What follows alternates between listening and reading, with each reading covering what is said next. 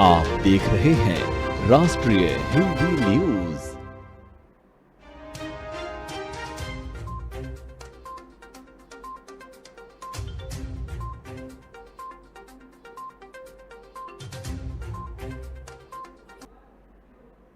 नमस्कार, आप देख रहे हैं राष्ट्रीय हिंदी न्यूज और आपके साथ हूं मैं अंजना राठौर।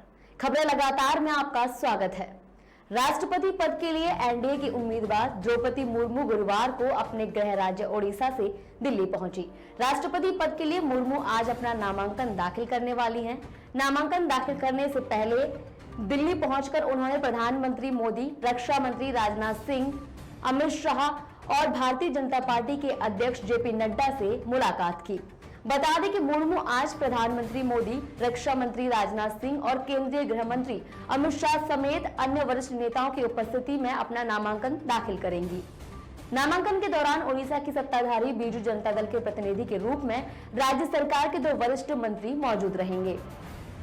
बता दें कि बीजू ने मुर्मू की उम्मीदवारी का समर्थन किया है। वहीं आंध्र प्रदेश के मुख्यमंत्री जगन मोहन रेड्डी ने भी द्रौपदी मुर्मू के समर्थन का ऐलान किया है। हालांकि नॉमिनेशन के समय वो खुद मौजूद नहीं रहेंगे। जगन की जगह पर पार्टी के राज्यसभा सांसद विजय साई रेड्डी और लोकसभा में पार्टी के नेता मिथुन रेड्डी नामांकन के समय मौजूद रहेंगे। वहीं नामांकन के समय ओडिशा कैबिनेट के 2 मंत्री भी मौजूद रहेंगे। आपको बता दें कि जेपी नड्डा ने चुनाव प्रक्रिया को लेकर पार्टी के नेताओं से मुलाकात की। वो राष्ट्रपति चुनाव में मुर्मू के पक्ष में समर्थन जुटाने के लिए देश भर का दौरा करेंगे। गौरतलब है कि राष्ट्रपति चुनाव के लिए 29 जून को नामांकन की अंतिम तारीख है। देश के नए राष्ट्रपति का चुनाव 18 जुलाई को होगा। वहीं वोटों की गिनती 21 जुलाई को होगी। महाराष्ट्र में सियासी उठापटक जारी है। शिवसेना के बागी विधायकों के चलते अब महाविकास आघाड़ी सरकार पर संकट के बादल छाए हुए हैं। उद्धव ठाकरे के साथ ही कंट्रोल निकलता दिख रहा है। इस बीच 37 बागी विधायकों ने एकनाथ शिंदे को अपना नेता मान लिया है। वहीं एकनाथ शिंदे एक्शन में नजर आ रहे हैं। खुद को विधायक दल का नेता बताते हुए एकनाथ शिंदे ने राज्यपाल और डिप्टी स्पीकर को चिट्ठी लिखी है, जिसके बाद प्रदेश में सियासी अटकलों का बाजार और गर्म हो गया है। शिंदे ने ये चिट्ठी महाराष्ट्र के राज्यपाल, डिप्टी स्पीकर और विधानसभा सेक्रेटरी को लिखी है। बताया जा रहा है कि राज्यपाल और डिप्टी स्पीकर को लिखी गई चिट्ठी पर शिवसेना के 37 विधायकों के हस्ताक्षर हैं। चिट्ठी में जिक्र किया गया है कि एकनाथ शिंदे को 31 अक्टूबर 2019 को विधायक दल का नेता चुना गया है और वो अब भी विधायक दल के नेता हैं।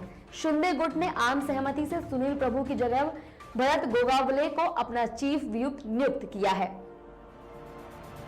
महाराष्ट्र के राज्यपाल और डिप्टी स्पीकर को चिट्ठी लिखकर और भरत गोगावले को चीफ व्हिप बनाकर एकनाथ शिंदे ने साफ कर दिया है कि अगर वो आर पार की लड़ाई के मूड में है। इस बीच समर्थक विधायकों की संख्या लगातार बढ़ती जा रही है। वहीं देर रात 2 और निर्दलीय विधायक गीता जैन और किशोर रेडिशन ब्लू होटल पहुंच गए। जानकारी के मुताबिक बताया जा रहा है कि कुल 46 विधायक गुवाहाटी पहुंच चुके हैं।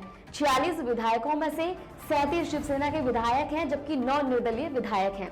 वहीं शिवसेना सांसद और प्रवक्ता संजय राउत का कहना है कि पार्टी एनडीए सरकार से बाहर निकलने के लिए तैयार है। अगर आप शिव सैनिक हैं, अगर आप कह रहे हैं कि शिवसेना छोड़ रहे हैं और आप मुद्दा सरकार के साथ है, तो शिवसेना सरकार और एनडीए गठबंधन से बाहर निकलने को तैयार है, लेकिन इससे पहले यहां आकर हिम्मत दिखाएं और अपनी मांगों को उद्धव ठाकरे के सामने रखें। उन्होंने दावा किया है कि इस पर जरूर विचार किया जाएगा। रूस के राष्ट्रपति व्लादिमीर पुतिन ने गुरुवार को ब्रिक्स के नेताओं से पश्चिमी के स्वार्थी कार्रवाई का सामना करने में सहयोग करने का आह्वान किया है। बता दें कि यूक्रेन हमले के बाद से मॉस्को अमेरिका और उसके पश्चिमी सहयोगी द्वारा लगाए गए बेहद सख्त प्रतिबंधों को झेल रहा है।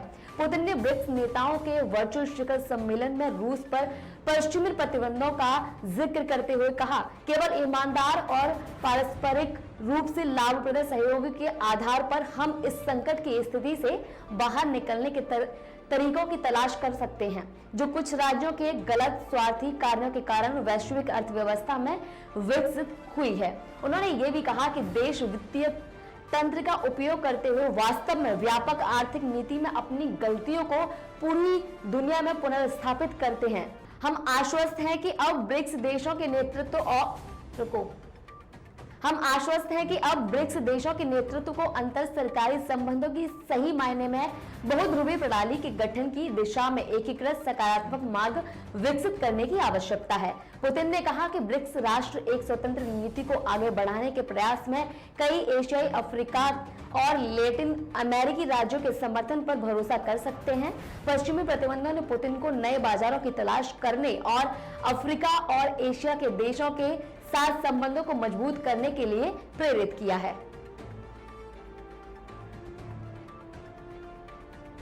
सेना में भर्ती प्रक्रिया को लेकर लाई गई अग्निपथ योजना पर बवाल के बीच वायुसेना में आज से चयन प्रक्रिया शुरू हो गई है। भारतीय वायुसेना की तरफ से पहले ही बताया गया था कि 24 जून से भर्ती प्रक्रिया शुरू हो जाएगी। युवा अग्निपथ के तहत आज से अपना रजिस्ट्रेशन करा सकते हैं। बता दें कि ये पूरा प्रोसेस 5 जुलाई तक चलेगा। इसके बाद ऑनलाइन परीक्षा आयोजित की जाएंगी और फिर चयनित उम्मीदवारों को अग्निवीर के तौर पर वायुसेना में काम करने का मौका मिलेगा। भारतीय वायुसेना के मुताबिक अग्निपथ योजना के तहत रजिस्ट्रेशन करने वालों का 24 जुलाई से 31 जुलाई तक ऑनलाइन एग्जाम होगा। इसके बाद 21 अगस्त से 28 अगस्त तक फिजिकल फिटनेस टेस्ट होगा।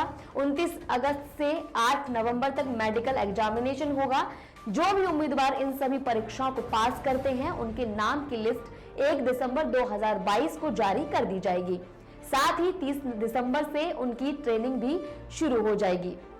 बता दें कि कोरोना के चलते पिछले 2 सालों से तीनों सेनाओं में भर्ती प्रक्रिया रुकी हुई है, जिसके बाद सरकार और सेना की तरफ से अग्निपथ योजना लॉन्च की गई है। इस योजना के तहत भर्ती होने वाले 25% जवानों को 4 साल बाद रिटायर होना पड़ेगा। महज 4 साल के लिए सेना में चयन को लेकर पूरे देश में इस योजना का विरोध हो रहा है। तमाम छात्रों ने इस योजना का विरोध किया है। कई राज्यों में इसका विरोध देखा गया है। साथ ही सियासी दल भी लगातार सरकार की योजना का विरोध कर रहे हैं। हालांकि सेना की तरफ से साफ कर दिया गया है कि योजना वापस नहीं ली जाएगी और इसी के तहत आगे भर्ती होंगी। भारतीय वायुसेना की तरफ से बताया गया है कि अग्निवीरों को नियमित सैनिकों की तरह ही भत्ता मिलेगा। सभी अग्निवीरों को साल में 30 दिन छुट्टी मिलेगी। हर अग्निवीर को 48 लाख का इंश्योरेंस कवर मिलेगा। इसके अलावा ड्यूटी पर वीर गति को प्राप्त होने पर उसके परिवार को करीब 1 करोड़ की सहायता राशि दी जाएगी। अग्निवीरों को कैंटीन आदि की सुविधा देने का भी ऐलान किया गया है। साथ ही 4 साल बाद रिटायर होने के वाले अग्निवीरों के लिए कई सरकारी सेवाओं में आरक्षण और वरीयता देने की भी बात कही गई है। आगामी राष्ट्रपति चुनाव के लिए झारखंड के पूर्व राज्यपाल और आदिवासी नेता द्रौपदी मुर्मू को बीजेपी ने एनडीए का उम्मीदवार घोषित किया है। द्रौपदी मुर्मू 18 जुलाई को होने वाले राष्ट्रपति चुनाव में विपक्ष के उम्मीदवार यशवंत के खिलाफ मैदान में उतरी है। फिलहाल एक आदिवासी महिला को राष्ट्रपति पद का उम्मीदवार बनाए जाने पर बीजेपी नेताओं में खुशी की लहर देखी जा रही है। द्रौपदी मुर्मू को शुभकामनाएं देने के लिए मध्य प्रदेश के मुख्यमंत्री शिवराज सिंह चौहान गुरुवार को आदिवासी पोशाक में खुशी व्यक्त करते हुए और नाचते हुए नजर आए। दरअसल द्रौपदी मुर्मू को एनडीए के राष्ट्रपति पद की उम्मीदवार बनाए जाने पर एक आभार कार्यक्रम में आयोजन के दौरान मध्य प्रदेश के मुख्यमंत्री शिवराज सिंह चौहान को खुशी से नाचते देखा गया है। फिलहाल शिवराज सिंह चौहान ने ट्विटर पर एक ट्वीट के माध्यम से जानकारी दी है कि उन्होंने द्रौपदी मुर्मू के नामांकन पत्र में फर्स्ट सेकेंडर के रूप में हस्ताक्षर किए हैं। शिवराज सिंह चौहान ने ट्वीट कर लिखा है, ये मेरा परम सौभाग्य है कि भारत की जनजातीय समाज की पहली और देश की द्वितीय महिला राष्ट्रपति पद की उम्मीदवार आदरणीय श्रीमती द्रौपदी मुर्मू जी के नामांकन पत्र में फर्स्ट सेकेंडर के रूप में हस्ताक्षर करने का अवसर प्राप्त हुआ है। उत्तराखंड के चंपावत में भारत नेपाल सीमा पर नेपाल ने वन विभाग की 5 हेक्टेयर जमीन पर अतिक्रमण किया हुआ है। सशस्त्र सीमा बल के एक अधिकारी ने ये जानकारी देते हुए कहा है कि बल ने केंद्रीय गृह मंत्रालय को इस संबंध में जानकारी दी है और रिपोर्ट भेजी है। वहीं राज्य के वन विभाग ने भी नेपाल के अतिक्रमण को लेकर शासन को रिपोर्ट भेजी है। वन विभाग के अनुसार भारतीय वन क्षेत्र की करीब 5 हेक्टेयर भूमि पर इस वक्त नेपाल का अतिक्रमण है और पिछले 3 दशकों में इस भूमि पर किए गए अतिक्रमण के तहत पक्के निर्माण के साथ साथ अस्थायी झोपड़ियां और दुकानें भी बना ली गई हैं। सीमा सशस्त्र बल के असिस्टेंट कमांडेंट अभिनव तोमर ने भारत की भूमि पर नेपाल के अतिक्रमण को लेकर कहा है कि ये हाल में नहीं किया गया है। उन्होंने कहा कि नेपाल के अतिक्रमण की रिपोर्ट केंद्रीय गृह मंत्रालय को भेजी गई है। अब सर्वे ऑफ इंडिया और सर्वे ऑफ नेपाल की टीमें ही सर्वे कर इसका समाधान करेंगी। उधर वन विभाग के मुताबिक जिले के टकनपुर शारदा रेंज से लगी भारत नेपाल सीमा के शारदा टापू समेत ब्रह्मदेव में कई जगहों पर नेपाल की ओर से पिछले 30 सालों से अतिक्रमण किया जा रहा है। टनकपुर के रेंजर महेश विष्ट ने बताया कि सीमा से लगे भारतीय वन क्षेत्र में करीब 5 हेक्टेयर भूमि पर नेपाल का अतिक्रमण है। विष्ट ने बताया कि अतिक्रमण वाली जगहों पर नेपाल के पक्के मकानों के साथ ही अस्थायी झोपड़ियां और दुकानें बनी हुई हैं। उन्होंने कहा कि इस भूमि को लेकर कई बार सीमा पर विवाद हो चुका है। विष्ट ने कहा कि वन विभाग ने भी अपने स्तर से अतिक्रमण की रिपोर्ट उत्तराखंड शासन और भारत सरकार के गृह मंत्रालय को भेजी है। अधिकारियों के अनुसार एसएसबी और वन विभाग द्वारा साल 2010 और 2021 के बीच 3 बार इस अतिक्रमण की रिपोर्ट गृह मंत्रालय और उत्तराखंड सरकार को भेजी जा चुकी है। उन्होंने बताया कि पिछले माह भारत और नेपाल के अधिकारियों के बीच हुई बैठक में भी ये मुद्दा उठाया गया था। तब आपसी सहमति के बाद दोनों देशों की सीमा सर्वे टीमों के द्वारा इस पर सर्वेक्षण की बात कही गई थी।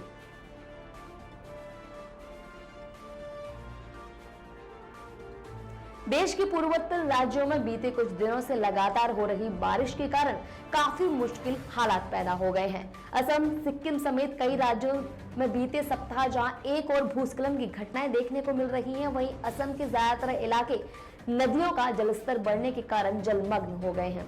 असम के परिवहन मंत्री परिमल शुक्लाबैद्य बाढ़ के बीच लोगों की मदद करते देखे जा रहे हैं। हाल ही में उनका एक वीडियो सोशल मीडिया पर वायरल हो रहा है, जिसमें उन्हें एक मरीज को इलाज के लिए अस्पताल पहुंचाने के लिए नाविक का काम करते देखा जा रहा है। जानकारी के अनुसार शख्स को अपनी डायलिसिस के लिए अस्पताल जाना था। नदी के बाढ़ के चलते और उसके जलस्तर के कारण उसे दिक्कतों का सामना करना पड़ रहा था, जिसके बाद परिवहन मंत्री परिमल उसकी मदद को आगे आए और खुद उसे नाव पर बैठाकर एक लकड़ी के चप्पू से नाव को बराक घाटी में बाढ़ वाली सड़क पर पार करते नजर आए। असम में अधिकांश जिले ब्रह्मपुत्र और बराक नदियों के उफान के कारण जलमग्न हो गए हैं। बताया जा रहा है कि राज्य के कुल 36 जिलों में से 32 जिलों में भूमि का एक बड़ा हिस्सा ब्रह्मपुत्र और बराक नदियों के साथ ही उनकी सहायक नदियों के उफान पर होने के कारण जलमग्न हो गया है। बाढ़ का असर देखने जाने पर कई निचले इलाकों में लोगों को घुटने तक पानी में चलते देखा जा रहा है। वहीं सेना और एनडीआरएफ की टीमों की मदद से कई इलाकों से हजारों लोगों का रेस्क्यू भी किया जा रहा है। बता दें कि परिवहन मंत्री परिमल असम के कछार जिले के सिलचर में डेरा डाले हुए हैं और तीनों जिलों के स्थानीय विधायकों, उपायुक्तों और वरिष्ठ अधिकारियों के साथ बराक घाटी में बाढ़ की स्थिति की निगरानी कर रहे हैं। मध्य प्रदेश के इंदौर के समरौली थाना क्षेत्र में एक यात्री बस 50 फीट गहरी खाई में गिर गई। इस हादसे में 5 लोगों की मौत हो गई, वहीं लगभग 47 से अधिक यात्री घायल बताए जा रहे हैं। घायलों में 10 लोगों की हालत नाजुक गंभीर बनी हुई है। सूचना के बाद पहुंची पुलिस ने लोगों की मदद से रेस्क्यू शुरू किया। जानकारी के अनुसार हादसे का शिकार हुई बस इंदौर से खंडवा जा रही थी। सिमरोल थाना क्षेत्र के भैरव घाट पर बस अनियंत्रित हो गई, जिससे संतुलन खोने के बाद बस पलट गई और 50 फीट गहरी खाई में जा गिरी। घटना होते ही चीख पुकार मच गई। बताया जा रहा है कि घटना के वक्त बस में 50 से 60 यात्री मौजूद थे। घटना की जानकारी होने के बाद पुलिस और प्रशासन के अधिकारी मौके पर पहुंचे। लोगों की मदद से बस के नीचे दबे लोगों को बाहर निकाला गया। घायल यात्रियों को इलाज के लिए अस्पताल पहुंचाया जा रहा है। देश भर में अग्निपथ योजना को लेकर विरोध जारी है। इस बीच केंद्र सरकार की ओर से लाई गई अग्निपथ योजना के विरोध में अब संयुक्त किसान मोर्चा भी आ गया है। अग्निपथ योजना के खिलाफ अब संयुक्त किसान मोर्चा ने आज सड़कों पर उतरने का ऐलान किया है। देश के कई हिस्सों में इस योजना के विरोध में किसान संगठनों से जुड़े लोग आज प्रदर्शन करेंगे। पहले छात्रों ने बवाल किया और कई जगह पर हिंसा हुई, फिर राजनीतिक दलों ने इसके विरोध में अपनी आवाज उठाई और अब किसान संगठनों से जुड़े लोगों ने अग्निपथ योजना के विरोध में मोर्चा खोल दिया है। किसानों से जुड़ा संयुक्त किसान मोर्चा आज देश भर में प्रदर्शन करेगा। यह वही संगठन है जिसकी अगुवाई में कृषि संशोधन कानून का विरोध शुरू हुआ था। किसान नेता राकेश टिकैत ने 20 जून को कहा था कि देश भर के जिला और तहसील मुख्यालयों पर अग्निपथ योजना के विरोध में संयुक्त किसान मोर्चा प्रदर्शन करेगा। संयुक्त किसान मोर्चा ने इस विरोध को कामयाब बनाने के लिए युवाओं, राजनीतिक दलों और आम लोगों से इस प्रदर्शन में शामिल होने की अपील की है। बाकियों ने पहले 30 जून को अग्निपथ योजना के खिलाफ विरोध प्रदर्शन का आह्वान किया था। उधर अग्निपथ योजना के खिलाफ विपक्ष भी एकजुट है। 2 दिन पहले पटना में महागठबंधन सड़कों पर उतरा था और सरकार से इसे वापस लेने की मांग की थी। वहीं कांग्रेस भी इस मुद्दे को छोड़ने के मूड में फिलहाल नजर नहीं आ रहा है। जंतर मंतर पर लगातार धरने का दौर चल रहा है और अब छत्तीसगढ़ कांग्रेस भी विरोध में कमर कस चुके हैं। वहीं अग्निपथ योजना पर बिहार के सत्ताधारी दल बीजेपी और जेडीयू में भी तकरार जारी है।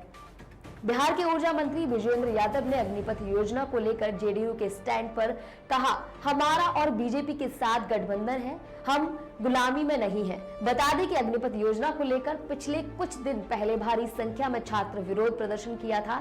कई जगह आगजनी और हिंसा की घटनाएं भी सामने आई थी। फिलहाल के लिए खबरों में इतना ही। देखते रहिए राष्ट्रीय हिंदी न्यूज। जय हिंद।